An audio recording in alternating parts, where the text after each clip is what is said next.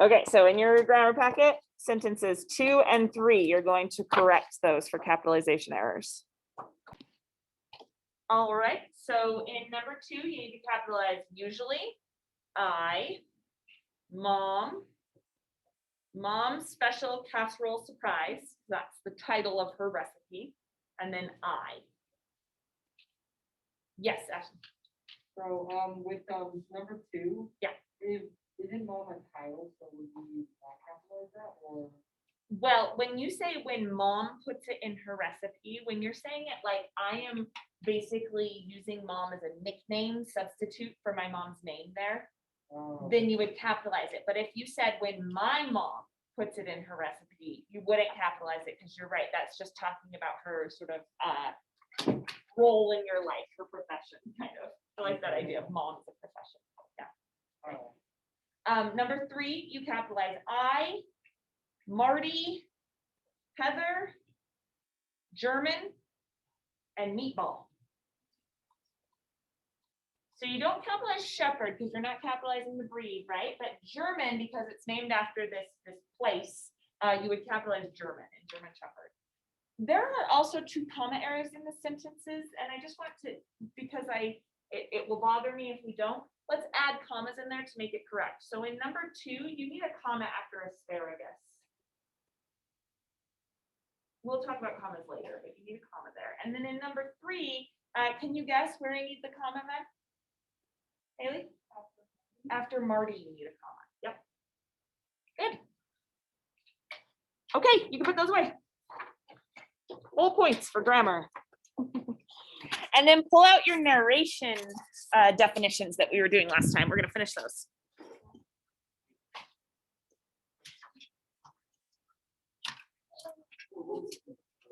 Yeah, it's goldenrod colored, like a dark yellow.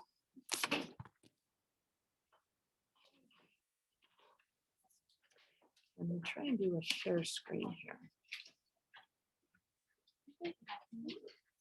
Yes.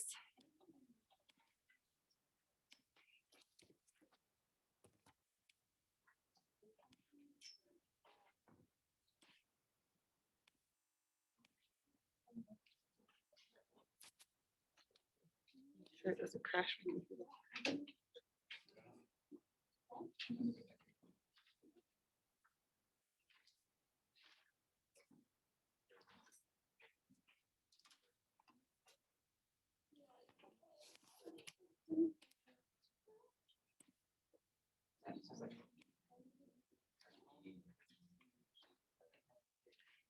All right.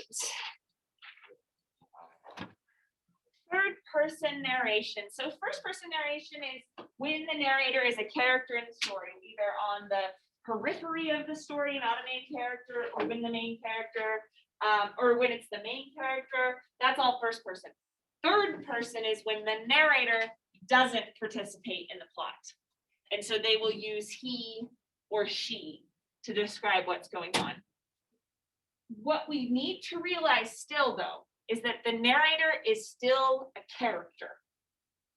They aren't participating in the plot, but they aren't the same thing as the author's voice. This isn't the author telling us what he or she thinks. The author has created a narrator still to tell this story. So it's really helpful to think of the narrator as a character, because then we can still think about the arguments and the motivations that the narrator might have. So here I have an example of a narrator. He says, Clarence Hervey might have been more than a pleasant young man if he had not been smitten with the desire of being thought superior in everything and of being the most admired person in all companies. So this introduces a character to us. The narrator's introducing a character. And I think in this we get a real idea of how the narrator feels about this character. Like, thinks that the character has a lot of potential, right? But that because the character wants to be admired by everyone he knows, is kind of squandering that potential. And we get that idea just by the way that the narrator is describing this character. So tell me, why would an author choose to use third person narration rather than first person narration? Richard? So kind of like we talked about, yeah. You're not just focusing on like And then you also get this opinion to see like you can trust it more because where they have like all the information, you kind of trust like their opinions rather than you don't know like Absolutely, write both of those things down that he was talking about, the scope and the trust issues. I wanted to remind you, like as your classmates are talking, take notes in that little box on the right hand side. Yeah, Ashton. So I guess as the third person, he can maybe make you more part of the story in a book if he wants to like make you be a character, like a main character, rather than he is if you're using a character. Okay, so rather than focusing on a character in the story and what their feelings are, the narrator kind of focuses more on the reader and what their experiences of the story are. Yeah, so the narrator is way more interested in like telling a story with a rising action and a climax and a falling action. Like the narrator is a storyteller. And part of that, part of what Richard was saying about trust comes from that idea that he's a storyteller that's going to try and tell the story accurately, whatever that means. Yeah. Yes. Right to ask about that. Yeah.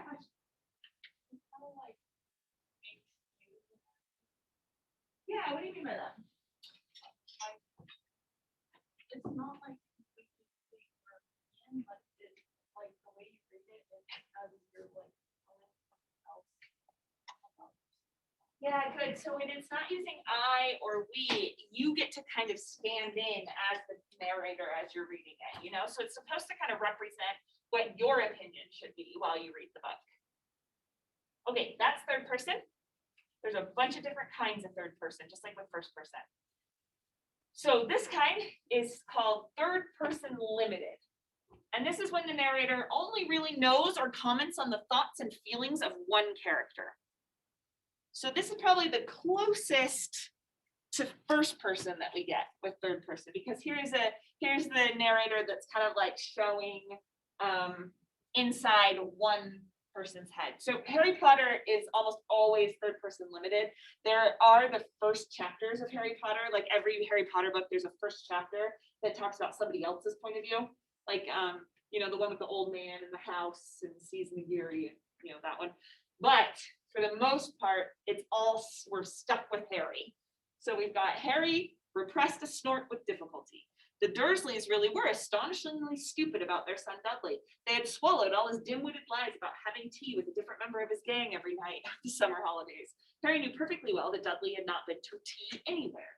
He and his gang spent every evening vandalizing the play park, smoking on street corners, and throwing stones at passing cars and children.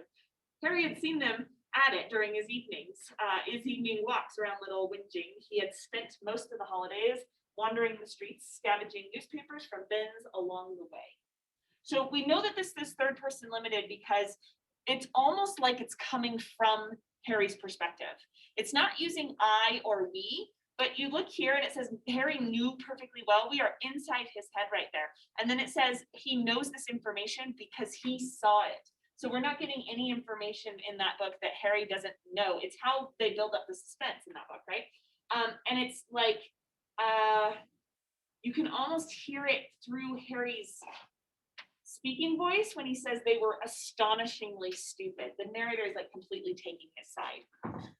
But we never get to hear from like what Hermione thinks or what Ron thinks, right? And they might have a really interesting perspective on this story, but we don't get to hear it. So why would an author choose a third person limited rather than giving us perspectives from all the characters? Katie? Yeah. But at the same time, like making it feel unbiased. Like I'm not them, but Yes. Yeah, I like that one. Write that down. This idea that you know who you're rooting for, but it makes it feel unbiased, right? And I think with Harry Potter, that's so true because if it was more democratic and I got to choose who to root for in Harry Potter, it probably wouldn't be Harry most of the time. Like it bugs me a lot of the time, you know? I'm gonna go with Professor McGonagall, like any good English teacher would. She's the hero of that book for me. But we don't get that say with third person limited. The author chooses who our hero is. Why else would someone do it, Kale? I think it almost. It's what? I think it's kind of like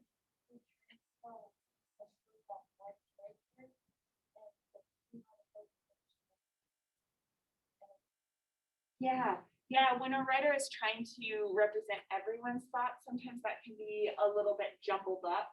It's hard to, it's, I've read kind of amateur work when I was editing stuff, where they were trying to do that. And a lot of times people will get left out for long periods of time. And so for an author to kind of balance everything is really difficult. And with this, you don't even have to pretend that you're balancing. You just get to stick with the one guy. Yeah. I was just gonna say, it almost like justifies. Yeah. If you're this one guy's head, you don't like, there's a normal third person, like, oh, like, you kind of justify. Yeah, and that happens with Harry a lot, doesn't it? Like when he's like mean to his friends, we know exactly why he's being mean, and so it's okay. I think that justification process works really well in stories where there's a clear hero. So a lot of fantasy will be third person limited because of that.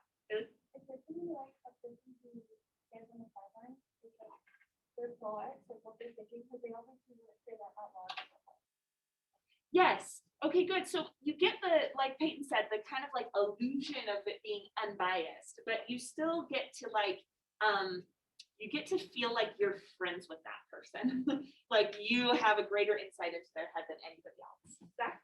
Feels like they want to write a story, but at the same time, they want to make sure more trustworthy, but more like real almost.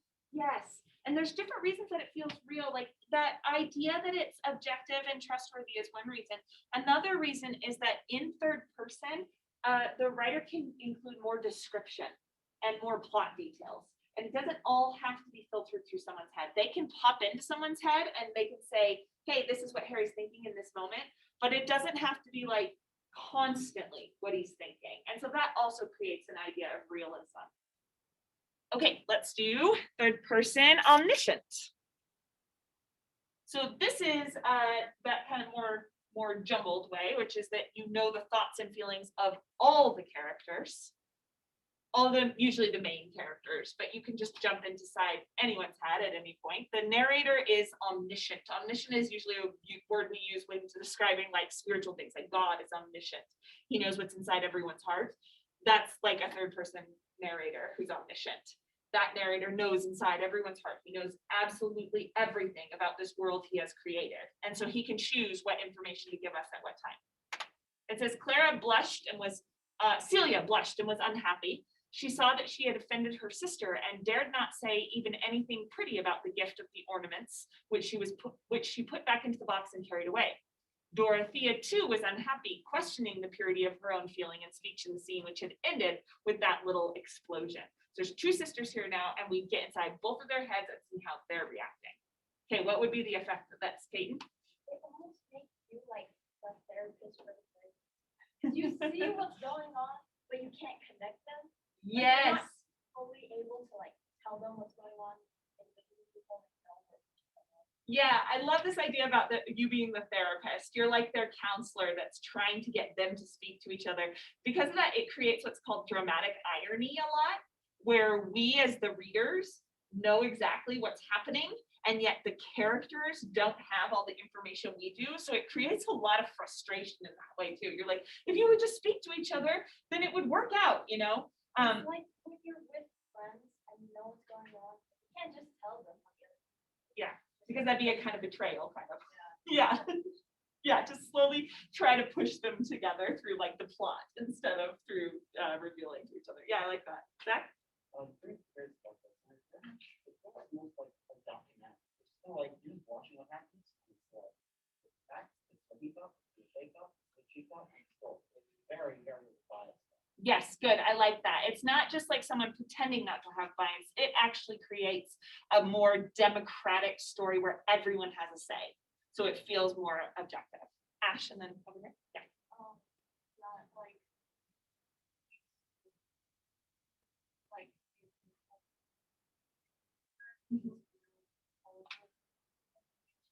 Yeah. So if you go back to Peyton's example of like being with your friends and you have all the inside information, you know, you're the peacekeeper of the group. So everyone tells you all of their, what do the kids call it? Tea. Just kidding. I just wanted to make like really cringy something. Anyway, so if you have all the information, like you get to kind of like decide who is in the right and who is in the wrong then, because you are the one that it makes you feel like the narrator is giving you everything, and so you get more choice. Maggie and then Dasha. Kind of like reminds me when people are doing even like watching that happen, you kind of like watch like they like tell you what's going on, like they'll tell you their perspective and they'll tell you like the other person's perspective, you know? Yeah. And then you just like watch. You like want to do something, but then you can't. You're just like, where's my popcorn? It's happening. Like, Yes. So in that way, maybe it's less like the documentary that Zach brought up and more like reality television, where everybody gets to speak to the camera and say what they're thinking, and you get to enjoy the drama a little bit. Bro, that one episode of WandaVision where it did that. Oh shoot, I haven't seen WandaVision yet. Don't spoil anything. You need to for watch it. it. I know. Okay, You Ashley. watched it? Yeah. well, Yeah. Tell me about Limit or Omniscient. Yeah. It can maybe give like two sides to the story rather than one. So it can be exploring this character's thought process. Oh, they're mad at this. Or exploring this character's thought process. They're mad at this. So it's like more two sides of the story rather than. I think, yeah, and I think because of that, this style of narration can create a lot of complexity where it's not clear who's in the right and who's in the wrong. Like Ash said, you get to choose that information, and the narrator does not always make that clear for you. And even by the end of the story, sometimes you don't know who was right and who was wrong because everyone seems justified in the reason, in the way that they're reacting. Okay, I'm going to go to Kale and then we'll move on. would a story that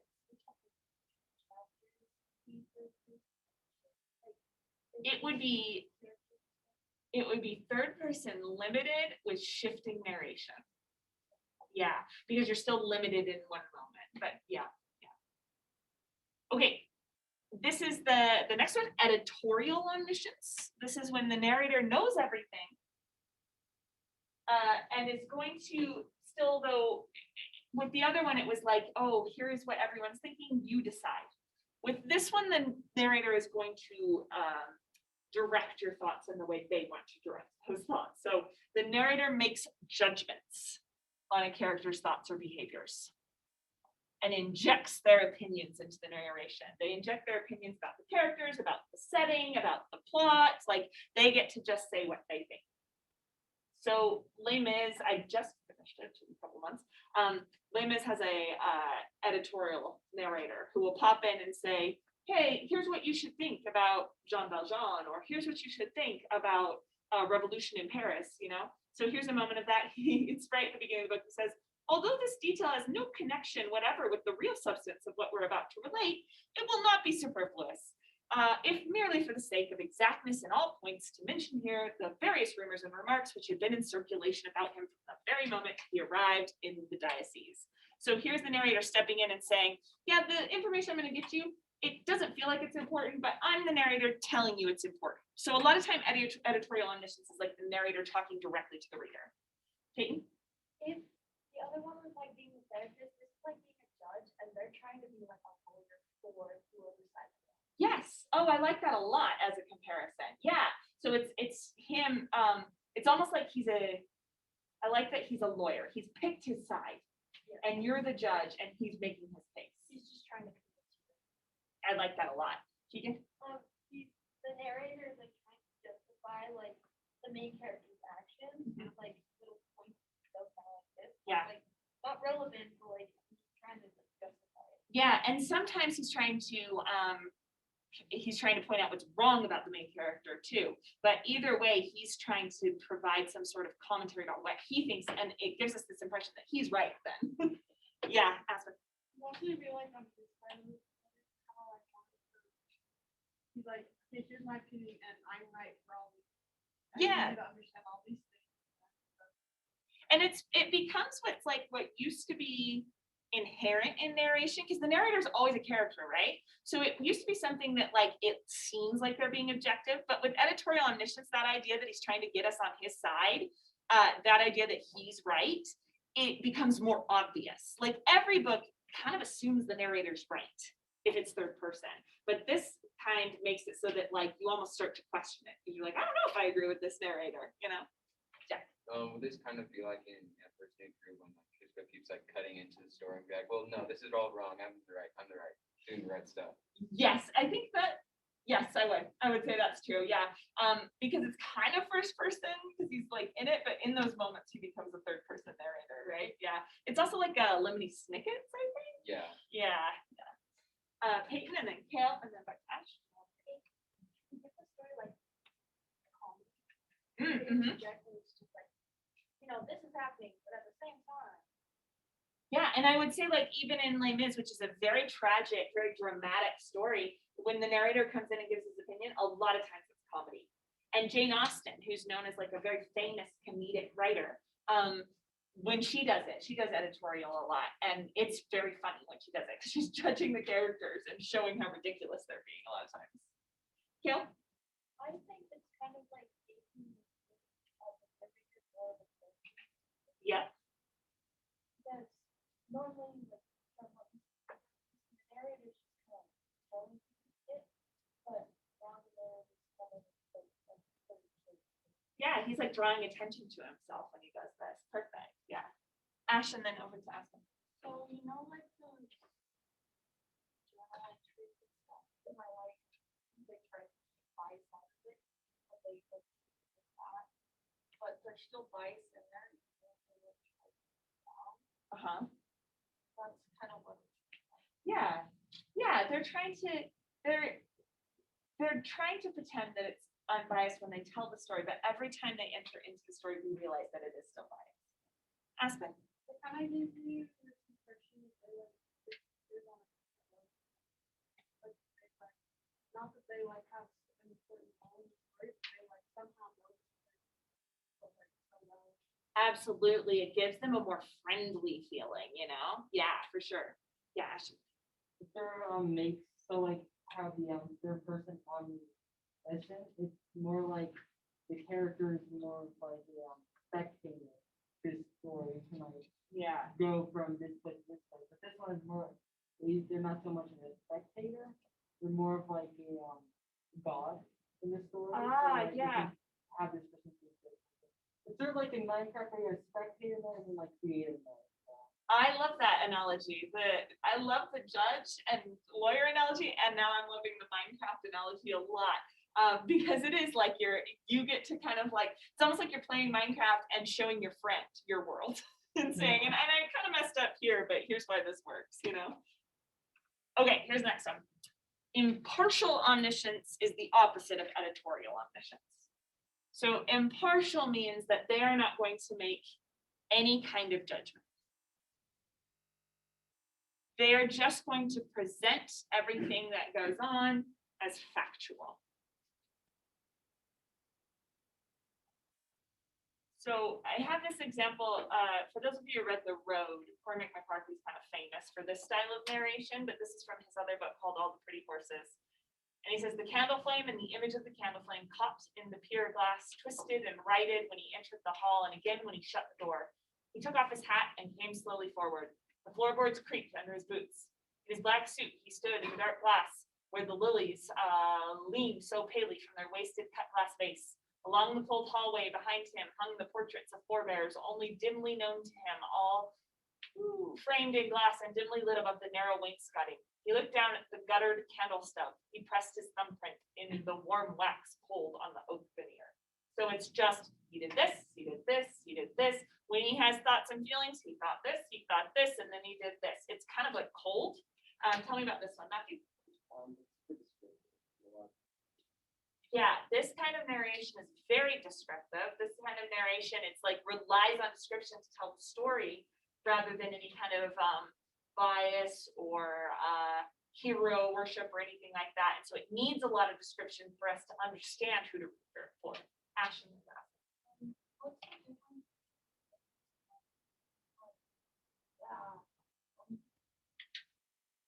Omniscient. Impartial, you could say third person partial omniscience. So it's like you could have both of them at once. But basically you have to decide if third person omniscience is editorial or impartial. Does that make sense? Okay, yeah, that's very confusing. Aspen? Definitely makes me feel like it's what you're doing. Yes. Yeah, like in the other one, if it's the narrator announcing themselves and saying like, I'm a character too, this is like the narrator trying to erase himself and saying like, I have no part in this. This was just what the characters did. I didn't influence this at all. Maggie? I know if you're just watching movies, you're not like getting the character's perspective really. You're just kind of watching the film. Okay, good. Yeah, it's very visual, this style of narration because of that. Matt? I know what Mm-hmm. it's really good to like get able to establish tone in the scene very well. Because it's very descriptive. You get these tactics of like hitting your stomach type of feel. When you're reading it, you don't really get like the scatterbrain of the characters in it. You just kind of get this is the terrible thing that happened. Yeah, I love that. Make sure to write down something about tone and atmosphere and how this is able to create tone and atmosphere through description. Yes, it's blunt. It's a blunt kind of, it's not about character arc so much as it is about feeling and audience response. I don't like these types of books. Oh, these are my favorite. I love these. Bridger? So like this type of writing, I have an analogy. It's almost like that lady in quote with the typewriter. She's just writing everything that's happening down. Yeah, It's not stenographer. judging anyone, it's just basically saying it. Yeah, and yet we still, it would be like if the stenographer also represented what they were wearing and like what things sounded like and stuff like that. If the stenographer did detail about everything and not just the talking. I like that a lot. Okay, Ashton, Peyton, then we'll move on. So it's sort of like I have two analogies. So it's more like just a video camera just catching all that's going on and it's like fully unedited. Mm-hmm. So it's more like an unbiased, unedited or unfiltered. So with a documentary, you've got different styles. You've got an observational documentary that just is kind of like a fly on the wall. It's like that style of documentary, rather than the style of documentary that comes in and tells us what to think, or with interviews. Yeah, just like a documentary, like the whole narration. Yes. Yes, I got that. Yeah, Peyton. In courts, they have that person that just draws everything out and then paints it exactly what it's like. So it really just does make you. So it's like if the stenographer in Bridgers and the court artist got together, that would be this narrator. I like that. Okay, next one, second person. This is not my favorite, but this is when narration is directed at a specific audience using you. There aren't that many of these that are fully second person, but have you guys, you probably shouldn't. I haven't seen it, but I'm guessing it's totally inappropriate. But have you seen that show You on Netflix? You've seen it advertised? That's from a book that was in the second person. And I'm gonna kind of rush through this because I want to get to the next part, but let's get a couple comments on why someone would do this. Ash? So is it like, those books that like, Yep. It's a choose your own adventure. Yeah. So it's like you walk through the hallway and what do? Do you turn right or left? Yeah. So if you look at the example here, you are not the kind of guy who would be at a place like this at this time of the morning, but here you are, and you cannot say that the terrain is entirely unfamiliar, although the details are fuzzy. Zach? Poetry or inspirational messages. It's stuff that's inspirational.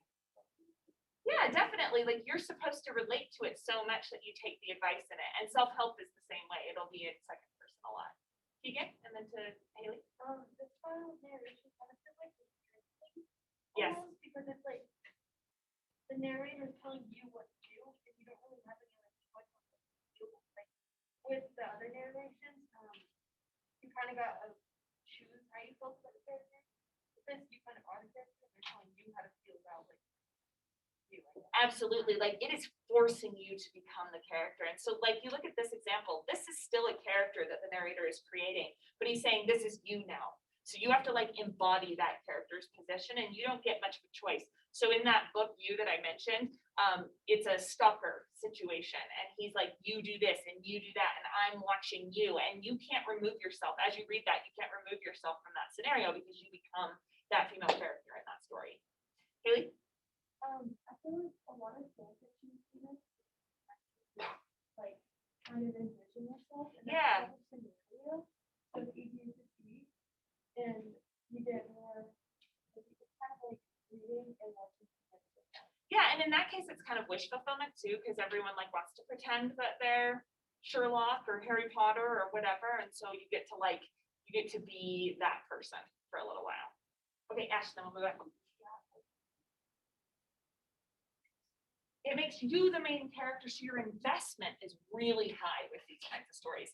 When you're the one who is like having to go through all of these plot challenges, you really want to come out on top. You don't want bad things to happen to you.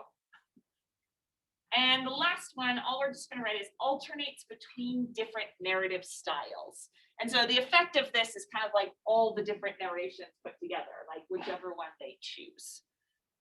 So this is when you move between, this is when you move between different first-person narrators. It's when you move from first person to third person.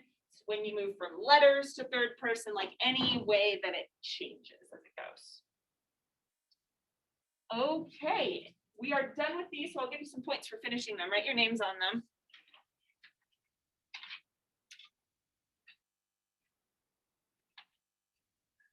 You know what? I'm gonna have you keep them until the end of class because I want you to have the notes in front of you. But someone remember, because you've all done it now, and so I'll give you a point. So someone remember and tell me, okay, you were gonna gather these.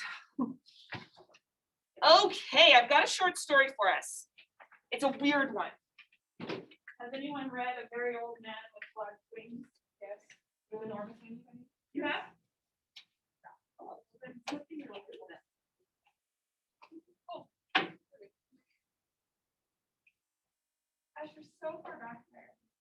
It's over purposes, but I feel like it's like, we're just like, put her in the corner. Let's not think about her. That's sad. Oh, and I might have a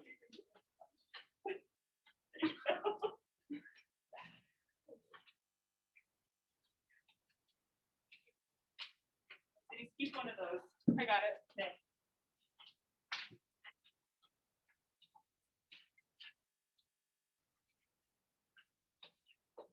Okay, this is a little bit of a longer story.